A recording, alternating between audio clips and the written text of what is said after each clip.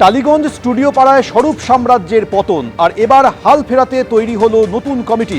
১৯ জনকে নিয়ে নতুন কমিটি গঠন করেছে রাজ্যের তথ্য সংস্কৃতি দপ্তর।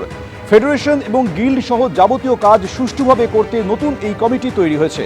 কমিটিতে রয়েছেন মুখ্যমন্ত্রী দপ্তরের অতিরিক্ত সচিব শান্তনু বসু। নতুন কমিটিতে আছেন তথ্য সংস্কৃতি দপ্তরের সচিব সৌমিত্র মোহন। পাশাপাশি কমিটিতে থাকছেন রুদ্রনীল ঘোষ, রূপা গঙ্গোপাধ্যায়, পাপিয়া অধিকারী, হিরণ চট্টোপাধ্যায়। অভিনেতাদের মধ্যে কমিটিতে আছেন প্রসেনজিৎ, দেব, যিশু সেনগুপ্তরা। পরিচালক কৌশিক গঙ্গোপাধ্যায়, সৃজিত মুখোপাধ্যায়রাও এই কমিটিতে রয়েছেন।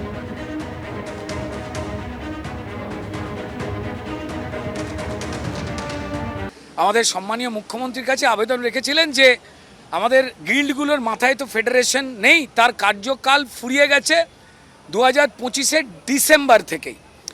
তো ফলত আমরা কিভাবে চলবো সেটা যাতে নতুন সরকার ঠিক করে দেয়। তো যাই হোক, সেই বিষয়ে 8 তারিখে আমাদের 4 জন বিধায়ক আমরা ছিলাম এবং তথ্য সংস্কৃতি দপ্তর এবং সম্মানীয় সুব্রত গুপ্ত সাহেব তিনি ছিলেন। সেখানে মিটিংয়ে বেশ কিছু আলোচনা হয়েছে যাতে ইন্ডাস্ট্রিতে কেউ অরাজকতা না তৈরি করতে পারে, ফিল্ম ইন্ডাস্ট্রিতে যাতে শিল্পী, টেকনিশিয়ান, প্রযোজক, পরিচালক তাদেরকে বিভ্রান্ত না হতে হয়।